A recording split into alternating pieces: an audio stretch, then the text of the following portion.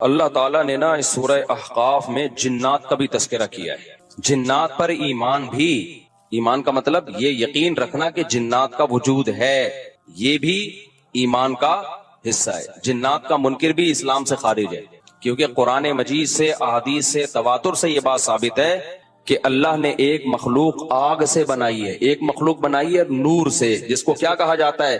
فرشتہ. اردو میں، فارسی میں فرشتہ، انگلش میں اینجل، اور عربی میں ملک.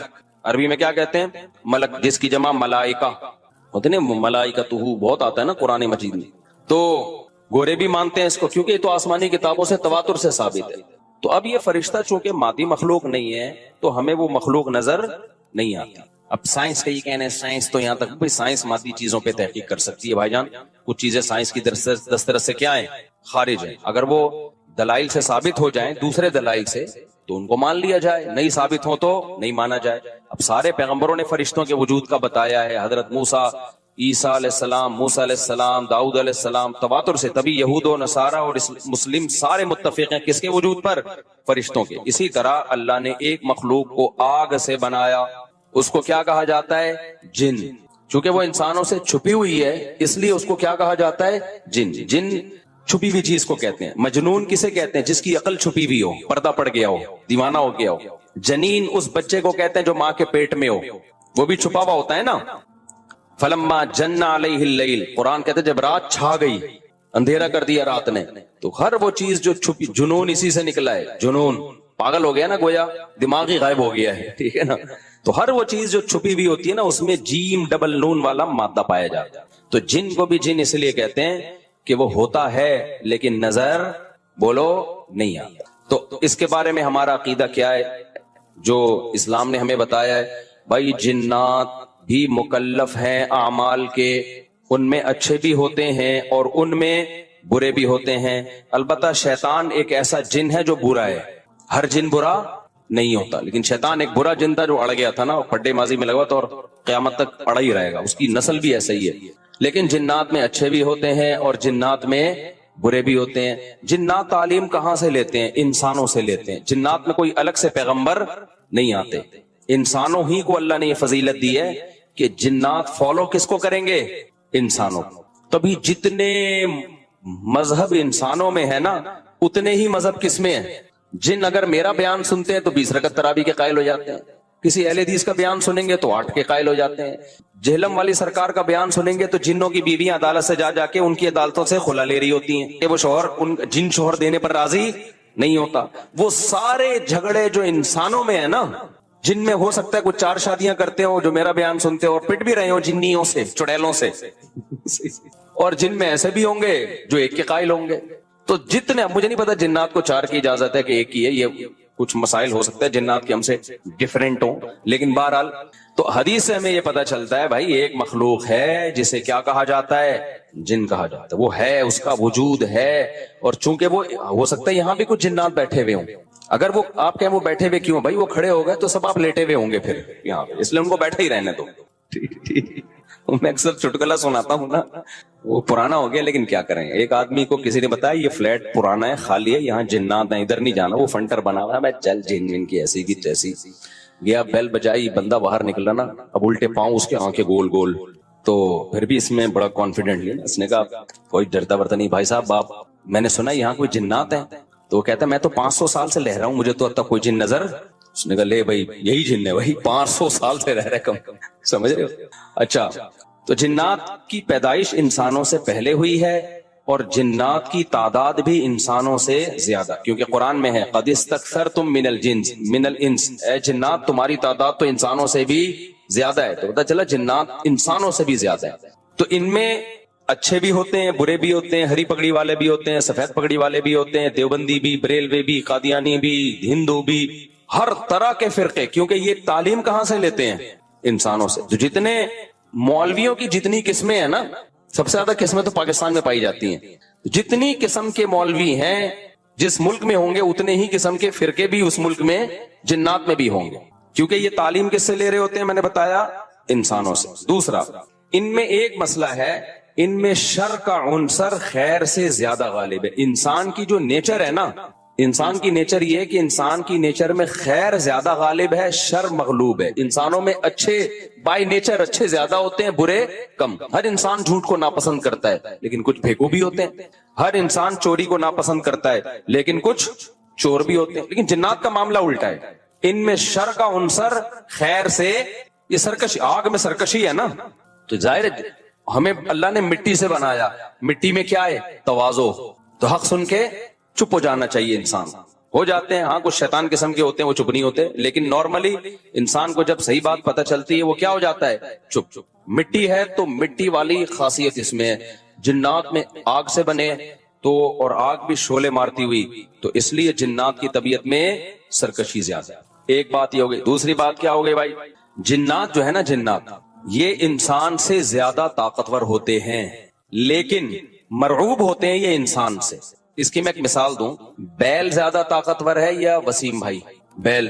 لیکن قابو کس کے ہوتا ہے بیل؟ انسان کی. وجہ اس کی یہ ہے کہ وہ مرعوب ہوتا ہے انسان سے. اس کو اللہ نے وہ دماغ نہیں دیا جو کس کو دیا ہے؟ انسان کو دیا. بیل کو جس دن پتا چل گیا نا کہ میں زیادہ پاورفل ہوں تو کھوٹے کی جگہ آپ بندھے ہوئے ہوگے، بیل نہیں بندھا ہوا ہوگا. لیکن اللہ نے ایک روب رکھا ہے جانوروں پہ بھی انسان کا. گدھے کو دیکھو چلتے رہو، وہ منہ نیچے کر کے لوڈ اٹھا کے چلتا رہے گا. اس کو احساس ہی نہیں ہوتا کہ میری ایک لات کوئی مار ہے یہ بندہ جو بیٹھا ہوا ہے نا میرے اوپر. تھوڑا سا یوں کیا اور ایک کھسکایا، اٹھا کے گرے گا. تو ایسے ہی خوب سمجھ لو جنات انسانوں سے ڈرتے ہیں، نہ کہ انسان کو جنات سے ڈرنا چاہیے. جنات ڈرتے ہیں کس سے؟ انسان سے. لیکن ہوا یہ کہ قرآن سے یہ بات ثابت ہے. سورہ جن میں اللہ نے فرمایا وَأَنَّهُ كَانَ رِجَالٌ مِّنَ الْإِنسِ يَعُوذُونَ بِرِجَالٍ مِّنَ الْجِنِّ فَزَادُوهُمْ رَهَقًا.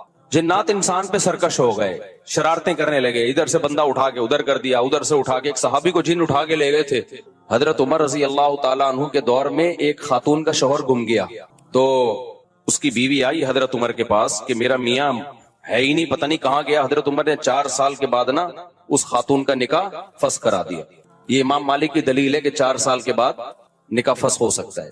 امام ابو حنیفہ کے جو فتوے ہیں نا زیادہ تر انہوں نے حضرت علی اور عبداللہ بن مسعود کو فالو کیا ہے. وجہ اس کی یہ ہے کہ وہ کہتے تھے کہ یعنی جو اس بارے میں حناف کہتے تھے حضرت علی نے تینوں خلفاء کا زمانہ بھی دیکھا ہے اور نبی کا زمانہ بھی، تو ان کا علم باقی تینوں خلفاء سے زیادہ ہے. اس لیے فقہ حنفی میں حضرت علی اور عبداللہ بن مسعود کو بہت ترجیح دی گئی ہے. جہاں ٹکراؤ ہوتا ہے نا باقی خلفاء اور سیدنا علی میں تو وہ ترجیح کس کو دیتے ہیں؟ کیونکہ حضرت علی ان تمام محفلوں میں، ان فتووں میں تینوں خلفاء کے ساتھ ہوتے تھے تو وہ سب کے دلائل بھی جانتے تھے اور ان پہ پھر بعض چیزوں سے سیدنا عمر نے رجوع بھی کیا ہے حضرت علی کے کہنے پر. تو عمر کم تھی نا، علم حاصل کرنے کا موقع ان کو زیادہ ملا. تو اس لیے حضرت علی کا موقف جو میں نے خلا والے اس میں ریکارڈ کروایا کہ بھائی نہیں، جب تک ہمیں پتہ نہیں ہوگا مر گیا ہے کہاں گیا تو ہم کیسے نکاح ختم کر دیں. بہرحال حضرت عمر نے کا یہ قول تھا تو مالکی فقہ میں ہے، تو فقہ حنفی نے بھی اس میں فقہ مالکیہ پہ فتویٰ دیا ہے. تو 4 سال ان کو انہوں نے نکاح کیا کرا دیا، حضرت عمر نے ختم کرا دیا. وہ بندہ آ گیا تھوڑے دنوں میں. تو روایت میں آتا ہے حضرت عمر خوفزدہ ہو گئے نا ٹھیک ہے بھائی، ایک بندہ کہہ رہا ہے میری بیوی آپ نے کسی اور کو کیسے دے دی. تو حضرت عمر نے پھر کہا بھائی اب تمہارے پاس 2 آپشن ہیں، یا تو تمہاری بیوی ہم تمہارے حوالے کر دیتے ہیں یا پھر مہر لے لو، اس کو طلاق دے دو. یعنی حضرت عمر نے بھی اس پرانے نکاح ہی کو باقی رکھا ہے کہ بھائی اصل تو اسی کی ہے نا، تو اس لیے اب مہر لے کے چھوڑ دو اس کو. مقصد یہی ہوگا کہ ہم اس کا وہیں نکاح کرا دیتے ہیں. یا دوسرا آپشن یہ ہے کہ ٹھیک ہے بھائی اب تمہارے نے، اس نے کہا نہیں اب ظاہر ہے کسی اور مرد کے پاس چلی گئی ہے تو انسان کو اس میں غیرت بھی آتی ہے نا. انہوں نے کہا نہیں میرا مہر مجھے واپس کر دیں، اب اسی کے ساتھ رہے. ٹھیک ہے نا. پھر حضرت عمر اس سے پوچھنے لگے ہوا کیا تھا. اس نے بتایا جن اٹھا کے لے گیا تھا مجھے. مصنف عبدالرزاق یا مصنف ابن ابی شیبہ کی روایت ہے، جن اٹھا کے لے گیا تھا. تو بعض دفعہ ایسا ہوتا ہے کہ انسان کو جن بولو اغوا کر لیتا ہے.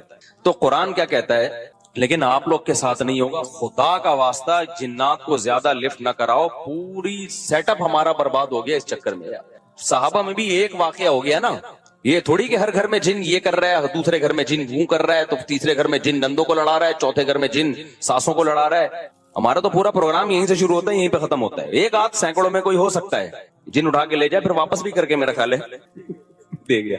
اچھا تو قرآن میں سورہ جن میں آتا ہے انہو کان رجال من الانس، جنات نے خود ہی یہ بات کہی کہ ہم سے انسان ڈرنے لگے اور ہم سے پناہ لینے لگے.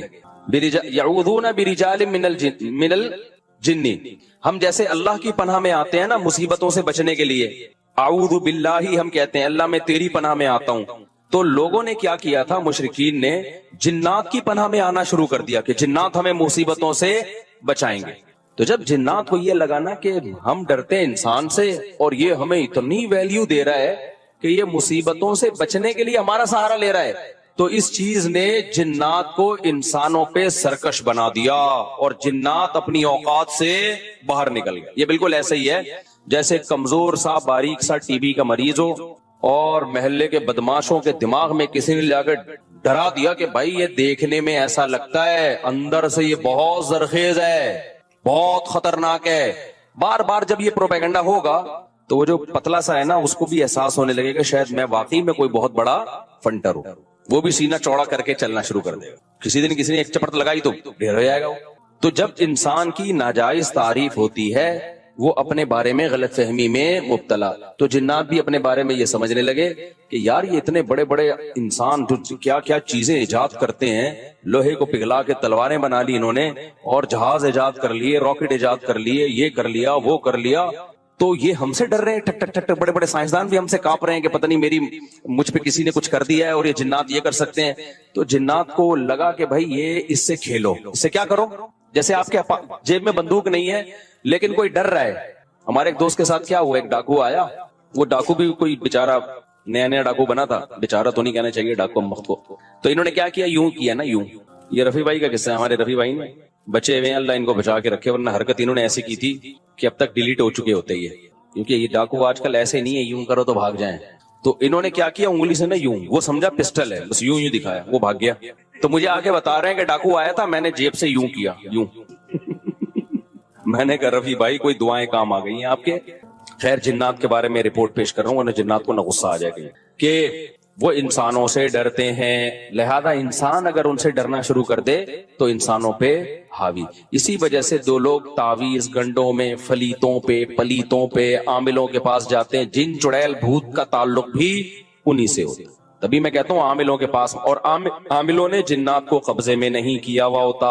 یہ عامل خوش فہمی میں, جنات نے ان کو قبضے میں کیا ہوا ہوتا ہے. سمجھتے ہو نا, جیسے لوگ امریکہ کو برا بھلا کہہ رہے ہیں, اسرائیل کا ساتھ دے رہا ہے, امریکہ کہہ رہا ہے بھائی مجھے نہیں برا بولو, میں نہیں دے رہا, اس نے مجھے گردن سے دبوچا ہوا ہے, یہ میری جیب سے پیسے نکال رہا ہے. تو وہی کمبل والا قصہ ہے نا, وہ کہہ رہا ہے میں تو کمبل چھوڑوں, کمبل نہیں چھوڑ رہا مجھے, وہ کمبل کے بجائے ریچھ نکلتا ہے نا, وہ کہہ رہے میں کمبل کو چھوڑوں, کمبل نہیں کم وقت مجھے چھوڑ رہا.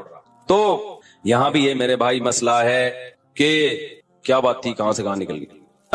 نے عاملوں کو دبوچا ہوا ہوتا ہے. تو جو لوگ بھی روحانی عامل کے پاس جاتے ہیں جنات دیکھ لیتے ہیں, بولتے ہیں یار اس کا چینل کچھ ہم سے ملتا ہے, تو لہذا پھر وہ وقتی طور پہ ٹھیک ہو جاتے ہیں. پھر اور جو مزاروں میں جاتے ہیں نا علاج کے لیے اور کہتے ہیں ہم بابا کے دربار پہ گئے تو ہم ٹھیک ہو گئے, واقعی وہ ٹھیک ہو جاتے ہیں. پتہ ہوتا کیا ہے, جنات کو پتا ہوتا ہے یہ اس ڈیزائن کا آدمی ہے کہ یہ مزاروں کو ماننے والا ہے, لہذا جنات اس کے ساتھ کرتے ہیں شرارت. پھر وہ چلا جاتا ہے مزار پہ, جنات کو شرارت کرنا چھوڑ دیتے ہیں. جب چھوڑ دیتے ہیں تو اس کو یقین آتا ہے یار یہ بابا کی کرامت ہے. تھوڑے دن میں جنات پھر کوئی بڑا اسکرو ڈرائیور لا کے اس کو اسکرو ٹائٹ کرتے ہیں.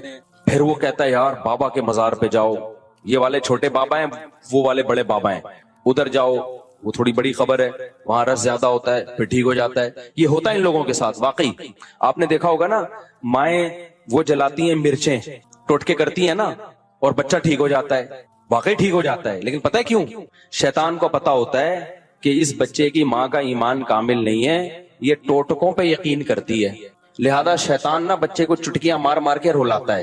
پھر ماں کہتی ہے میرے بچے کو لگی ہے نظر, اور نظر کا حل جو سنت نے بتایا ہے, بھائی اعوذ بکلمات اللہ التامہ پڑھو, یہ جو دعائیں ہیں, وہ ماں کیا کرتی ہے, وہ مرچیں جلاتی ہیں کہ دھواں ہوگا تو نہیں ہوگا, دھواں نہیں ہوگا تو پتہ نہیں کیا ہوگا. بچہ وقتی ٹھیک ہو جاتا ہے, پھر اس سے زیادہ تھوڑے دن میں چیخے مارتا ہے. پھر ماں پھر وہ ٹوٹکے کرتی ہے, کہتی ہے دیکھو مفتی طارق مسعود صاحب تو میرے اپنے گھر میں نہیں میری چل رہی, میں اس دن گھر میں گیا, میرے بچے کو مرچیں جل رہی ہیں. میں نے کہا میں ساری دنیا میں بیان کر رہا ہوں. گھر والوں نے کہا نہیں ٹھیک ہو جاتا ہے اس سے. میں نے کہا خراب ہی اسی سے ہو رہا ہے, چھوڑ دو, رونے دو, چیخنے دو.